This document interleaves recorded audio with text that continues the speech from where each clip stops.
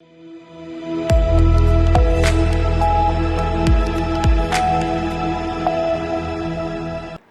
स्वागत है आपका। आप देख रहे हैं सी न्यूज़ भारत। मैं हूं आपके साथ इशिता। वक्त हो गया मध्य प्रदेश और छत्तीसगढ़ बुलेटिन का।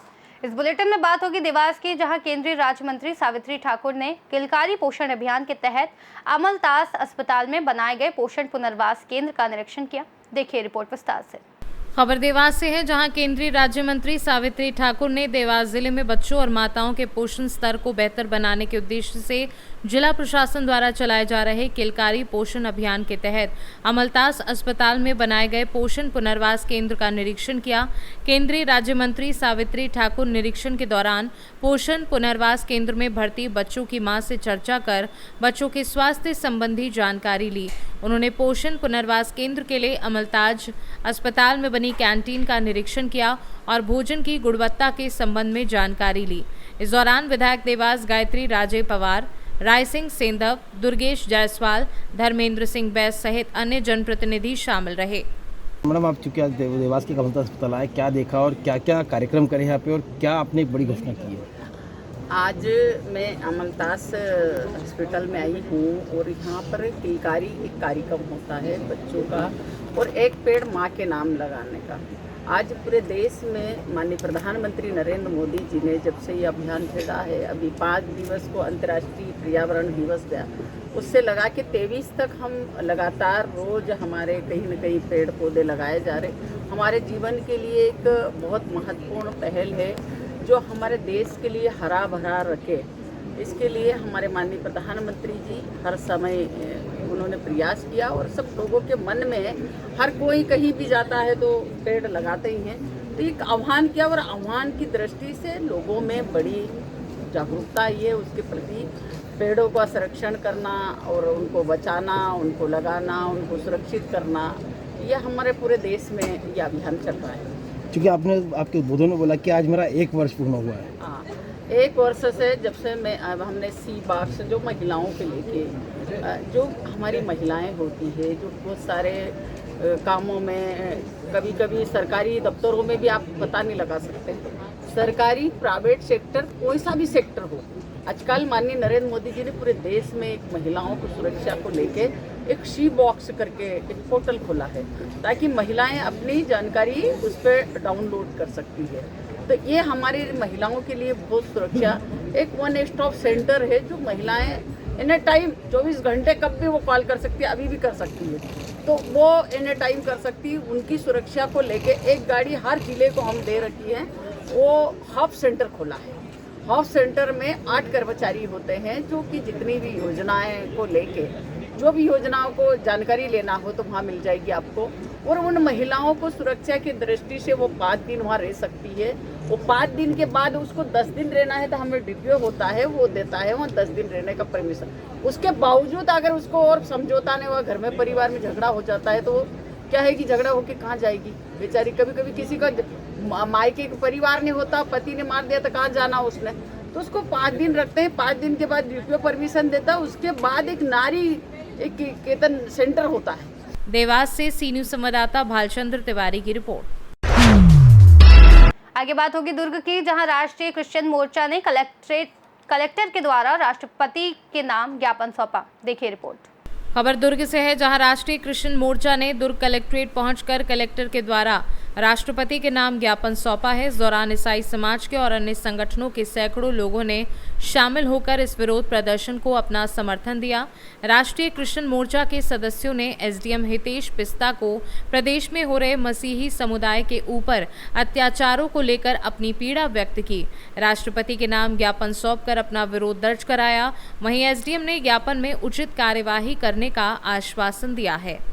बताएंगे, राष्ट्रीय क्रिश्चियन मोर्चा ने आज ज्ञापन सौंपा है, क्या कुछ विषयों को लेकर आज ये ज्ञापन सौंपा गया है? एक्चुअली में राष्ट्रीय क्रिश्चियन मोर्चा ईसाई समुदाय के माध्यम से आज उनके खिलाफ में, उनके समुदाय के खिलाफ में किसी प्रकार का जो अत्याचार वगैरह जो हो रहे हैं, जो उनका ऐसा कहना है, तो उसके रोकथाम के लिए उनके द्वारा माननीय राष्ट्रपति महोदय जी के लिए ज्ञापन सौंपा गया है कि उनके जो अत्याचार जो हो रहे हैं और उनके धर्म के खिलाफ में अगर मान लीजिए कि दुष्प्रचार हो रहा है तो वो सब पे जल्द से जल्द रोक लगाई जाए। तो इसके लिए हम शासन के द्वारा जल्द से जल्द इसे माननीय राष्ट्रपति महोदय के पास में प्रेषित कर दिया जाएगा, तो अग्रिम कार्रवाई वहीं से। जॉन है और मैं राष्ट्रीय क्रिश्चियन मोर्चा की ओर से हम सब लोग यहाँ पर जो है राष्ट्रपति के नाम पर ज्ञापन सौंपने के लिए आए हुए हैं। जैसे कि आप सब जानते हैं, विगत कई वर्षों से इस देश में जो है लगातार हम क्रिश्चियन लोगों पर जो है सताव बढ़ते जा रहा है। यहाँ तक कि नौबत आ गई है कि अब हम जो है कहीं पर भी शांति से जो है इकट्ठा होकर प्रार्थना नहीं करने पा रहे हैं। और जब कहीं हम शांति से हमारे भाई बहन या माता पिता कहीं शांति से इकट्ठा होकर प्रार्थना करते हैं तो वहां पर कुछ गुंडे असामाजिक तत्व के लोग वहां पर आ जाते हैं और उन्हें जो है धर्म का नाम लेकर जो है उन्हें मारा पीटा जा रहा है और उनके साथ गुंडागर्दी करा जा रहा है, उनके साथ बलात्कार किया जा रहा है और उन पर झूठे आरोप लगाकर, संगठित तरीके से झूठे आरोप लगाकर जो है उनके ऊपर ही जो है झूठा कार्रवाई किया जा रहा है और उन्हें जेल भेज दिया जा रहा है। ऐसी कई घटनाएं जो है हम आए दिन देखते आ रहे हैं, जिसे अब जो है मसीह समाज बर्दाश्त नहीं कर सकता। इसीलिए जो है अपने संवैधानिक हक के लिए और मौलिक अधिकार के लिए हम सब मसीह समाज के लोग जो है आज जो है यहाँ पर राष्ट्रपति जी को जो है ज्ञापन सौंपने के लिए यहाँ पर कलेक्ट्रेट में आए हुए हैं। और हम कहना चाहते हैं इस मीडिया के माध्यम से और इस ज्ञापन के माध्यम से कि अब अगर आगे जाकर इस प्रकार की कोई भी बातें हम मसीह समाज के लोगों के विरुद्ध में होती है और इस प्रकार से जो है जो मौन धारण करके जो प्रशासन बैठा हुआ है, तो फिर जो है हम जो है मजबूर होते हैं कि हम जो है अब आगे जाकर जो है हम जो है इसके खिलाफ में कदम उठाएंगे, क्योंकि अब हमारे पास जवान जो है उनकी भी सहन शक्ति जो है बर्दाश्त के बाहर हो गई है।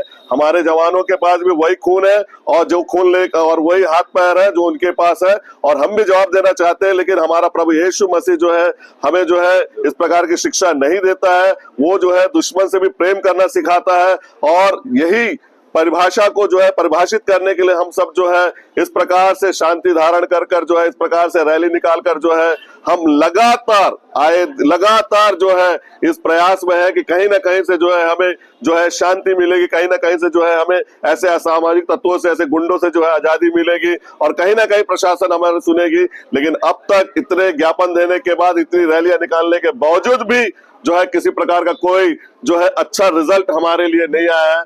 हम एक पढ़े लिखे समाज से हैं और हम भी जानते हैं कि धर्म के नाम पर कोई भी कृत्य इस देश के लिए अच्छा नहीं है। इसलिए हम भी जो है धर्म का मुद्दा उठाना नहीं चाहते हैं, परंतु कुछ मुट्ठी भर लोग जो इस प्रकार से आज जो है मसीह समाज को जो है मसीह धर्म को टारगेट बनाकर जो है इस प्रकार से बदनाम कर रहे हैं, इस प्रकार से जो है दूषित करने का कार्य कर रहे हैं, अब मसीह समाज जो है इसे बर्दाश्त नहीं करेगा। और यही बात जो है हम जो है इस ज्ञापन के द्वारा और इस रैली के द्वारा जो है सरकार तक और हमारे राष्ट्रपति तक पहुंचाना चाहते हैं। दुर्ग से सी न्यूज संवाददाता धर्मेंद्र गुप्ता की रिपोर्ट। आगे बात होगी लैलूंगा की, जहां कांग्रेस नेताओं के नेतृत्व में बीईओ कार्यालय का घेराव किया गया। क्या है पूरा मामला, देखिए इस रिपोर्ट में। खबर लैलूंगा से है, जहां शिक्षकों के युक्तियुक्तकरण नीति को समाप्त करने की मांग को लेकर कांग्रेस के वरिष्ठ नेताओं और जनप्रतिनिधियों ने बीईओ कार्यालय का घेराव कर जमकर प्रदर्शन किया। इस दौरान पूर्व विधायक हृदय राम राठिया, लैलूंगा क्षेत्र की वर्तमान विधायक विद्यावती कुंज बिहारी सिदार सहित कांग्रेस के कई पदाधिकारी और बड़ी संख्या में ग्रामीण जन उपस्थित रहे। प्रदर्शन के बाद प्रतिनिधि मंडल ने बीईओ को एक ज्ञापन सौंपकर युक्तियुक्तकरण प्रक्रिया को तत्काल प्रभाव से बंद करने की मांग की। पूर्व विधायक हृदय राम राठिया ने कहा कि वर्तमान सरकार की युक्तियुक्तकरण नीति से शिक्षक, विद्यार्थी और अभिभावक सभी परेशान हैं। इससे न सिर्फ ग्रामीण क्षेत्रों के स्कूलों में शिक्षकों की भारी कमी हो रही है, बल्कि विद्यार्थियों की पढ़ाई भी प्रभावित हो रही है। ज्ञापन सौंपने के दौरान उपस्थित लोगों ने नारेबाजी करते हुए शिक्षा विभाग के खिलाफ अपना आक्रोश जाहिर किया। उन्होंने कहा कि यह नीति शिक्षकों और विद्यार्थियों के हित में नहीं है। इस अवसर पर क्षेत्र के सैकड़ों ग्रामीण, अभिभावक, महिला संगठन, कांग्रेस कार्यकर्ता और शिक्षक शामिल हुए। कांग्रेस ने साफ किया है कि यदि मांगे पूरी नहीं हुई तो आंदोलन को जिला स्तर से आगे बढ़ाकर राजधानी तक ले जाया जाएगा। आज युक्तियुक्तकरण जो पूरा छत्तीसगढ़ में भारतीय जनता पार्टी की सरकार ने आज शिक्षा विभाग में किया है, उसी के लिए आज एक दिवसीय धरना प्रदर्शन था। उसी में सभी कांग्रेस पार्टी के लोग शामिल हुए हैं और इस युक्तियुक्तकरण से 10,000 जो हमारे छत्तीसगढ़ में स्कूलें बंद हो रही हैं और यहाँ जिन स्कूलों में रसोइया काम करती थी, स्लीपर काम करती थी, उनका आज काम ख़त्म हो जाएगा आज के बाद में। उसी के विरोध में हम लोग यहाँ पर उपस्थित हुए हैं। अगर ये युक्तियुक्तकरण अगर समाप्त नहीं होते तो उस बेस पे आप लोग क्या करेंगे? देखिए, युक्तियुक्तकरण समाप्त नहीं होगी तो हम लोग आज जिस तरह से ब्लॉक स्तर में एक दिवसीय धरना प्रदर्शन किए हैं, हो सकता है पार्टी का निर्देश रहेगा, संगठन का निर्देश रहेगा तो जिला से लेकर रायपुर तक हम लोग जा सकते हैं और उनके साथ रहेंगे। ब्लॉक कांग्रेस कमेटी अध्यक्ष लूँगा। क्या कुछ मामला को लेके आप आज लोग- हमारे माननीय विधायक श्रीमती विद्यावती सिद्धार्थ जी के नेतृत्व में यहाँ पर छत्तीसगढ़ शासन के द्वारा जो शिक्षा नीति है, जो उनकी शिक्षा व्यवस्था है, उसके विरोध में माननीय विधायक जी के नेतृत्व में हम लोग यहाँ धरना प्रदर्शन करने आए थे। आप सबको पता है कि करीब 10,000 स्कूल यहाँ पर छत्तीसगढ़ सरकार बंद कर देती है और जिसमें लगभग हज़ारों की संख्या में हमारे जो मध्याह्न भोजन बनाने वाले महिलाएं हैं, वहाँ पर जो भृत्य हैं, वहाँ पर जो सफाई कर्मचारी हैं, इस सब लोग आने वाले समय में बेरोज़गार हो जाएंगे। आप ये मान के चलिए कि लगभग इन 10,000 स्कूलों में आने वाले समय में कम से कम 45,000 भर्तियाँ शिक्षकों की होती अगर स्कूल चालू रहते तो। ये स्कूल अगर बंद हो गया तो 45,000 शिक्षक तो ऐसे नहीं भर्ती लेगा सरकार। सरकार जो कह रही है शिक्षा विभाग में काम करने के लिए, फिर कर कहाँ रही है? कर तो ये रही है जैसे ट्राइबल क्षेत्रों में जहाँ पर शिक्षक विहीन था, शिक्षक वहाँ पर उपलब्ध हों, और दूसरी बात ये कि वहाँ पर जो स्कूल बंद कर दे रहा है ट्राइबल क्षेत्रों में, उन क्षेत्र के बच्चे जाएंगे कहाँ? 4 किलोमीटर 5 किलोमीटर पढ़ने, और शहर के बच्चे 1 किलोमीटर के अंदर पढ़ेंगे, और 1 किलोमीटर के अंदर वो पढ़ेंगे वो तो ठीक, हम उसका विरोध नहीं कर रहे हैं। हम विरोध इस बात का कर रहे हैं कि आदिवासी बच्चे जाएंगे कहाँ पढ़ने? जो बासी का के घर से पढ़ने चले जाते थे स्कूल, वो जाएंगे कहाँ? सरकार आदिवासी मुख्यमंत्री है, इस बात को उनको विचार करना चाहिए, इस बात को सोचना चाहिए कि वर्तमान नीति जो बना रहे हो हमारे आदिवासी, गरीब, दलित, पिछड़े वर्ग के विरोध की है। सीधा सीधा विरोध दिख रहा है, वो काम हमारे आदिवासियों के लिए नहीं कर रहे हैं। आदिवासी मुख्यमंत्री को इस बात के लिए सोचना चाहिए, गंभीरता से विचार करना चाहिए कि स्कूल के बंद होने से, शिक्षा के प्रभावित होने से, शिक्षा बच्चों को, गरीब बच्चों को नहीं मिलने से उसका भविष्य अंधकार में हो जाएगा। हम लोग इसी बात का विरोध करने के लिए यहाँ पर कांग्रेस के सभी कार्यकर्ता साथी आए थे। पूर्व विधायक हृदयराम राठिया जी, हमारे सभी, उनके साथ हमारे मीडिया के सभी साथी लोग यहाँ पर उपस्थित थे। मैं ब्लॉक कांग्रेस कमेटी की ओर से उन सबको बहुत बहुत धन्यवाद दे रहा हूँ। हमारे विधायक विद्यावती कुंज बिहारी सिद्धार्थ जी को भी बहुत बहुत धन्यवाद दे रहा हूँ कि इस कार्यक्रम में नेतृत्व करके उन्होंने भाग लिया। इस सब के लिए सभी साथियों को मैं आभार व्यक्त करता हूँ। धन्यवाद। क्या कुछ मामला था, क्यों आया था व्यू आप? छत्तीसगढ़ सरकार की दोगला नीति, और वो भी शिक्षा के क्षेत्र में युक्तिकरण, इसका हम लोग पुरजोर विरोध करते हैं, घोर विरोध करते हैं। इस प्रदेश में छत्तीसगढ़ में छत्तीसगढ़िया आदिवासी हो और हमारे कंवर समाज के हो, उस क्षेत्र में, ट्राइबल क्षेत्र में जहाँ पे 60 बच्चे हैं वहाँ 2 शिक्षक, और एजुकेशन क्षेत्र जैसे बरमकेला, पुसौर, वहाँ 10 में 2 शिक्षक। तो हमारे बच्चे कैसे विद्या अध्ययन करेंगे और उनके बच्चे कैसे आगे नहीं बढ़ेंगे? ये घोर विरोध करते हैं इसका। और ट्राइबल क्षेत्र में जैसे ललुंगा में 2 स्कूल बंद हो रहे हैं। स्कूल खोलने में कितना माने तिगड़मबाज या मेहनत लगता है, इनको पता नहीं है। हमारे यहाँ 6 ठो माने संयोजन हो रहा है। इस संयोजन में वहाँ पे जो रसोइया थे और वहाँ के जो स्वीपर थे, वो तो बेचारे रोजगार से हाथ धो गए। ऐसी पूरे छत्तीसगढ़ में लगभग 4,000 स्कूल बंद हो रहे हैं। तो 4,000 का डबल कर देंगे तो 8,000 लोग तो मैंने रोजगार से हाथ धो बैठे।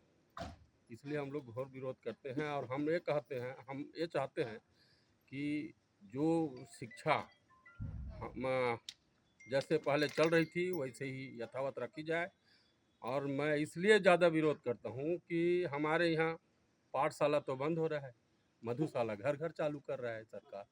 तो वही आएगा सावन के महीना में, किलकिला से बोलेंगे, बोल बम हर घर में महुआ अंग्रेजी दमाद हूँ।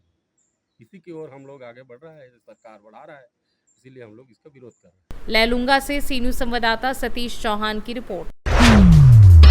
बुलेटिन के अंत में बात होगी सागर की, जहां 2 ट्रकों की आमने सामने की जोरदार भिड़ंत हो गई। कैसे हुआ यह हादसा, देखिए। खबर सागर से है, जहां 2 ट्रक आमने सामने टकरा गए। एक ट्रक पूरी तरह क्षतिग्रस्त हो गया, जिसमें 2 लोग गंभीर रूप से घायल हो गए और 2 लोग लापता हैं। घायल लोगों को 108 की मदद से जिला अस्पताल में रेफर किया गया और साथ ही इसकी सूचना गड़ाकोटा पुलिस को दी गई। सूचना मिलते ही गड़ाकोटा पुलिस मौके पर पहुंची और लापता हुए लोगों को ढूंढने में जुट गई। क्या मामला है सर? 2 ट्रक आपस में भिड़ गए और घायलों के लिए 108 के सहयोग से। कितने बजे की घटना है? 1-1.5 घंटे पहले की घटना है। वो 7 बजे की लगभग। सागर से सी न्यूज़ संवाददाता रामचंद्र आठिया की रिपोर्ट। इस बुलेटिन में फिलहाल इतना ही। देश और दुनिया की तमाम बड़ी जानकारियों के लिए देखते रहिए सी न्यूज़ भारत।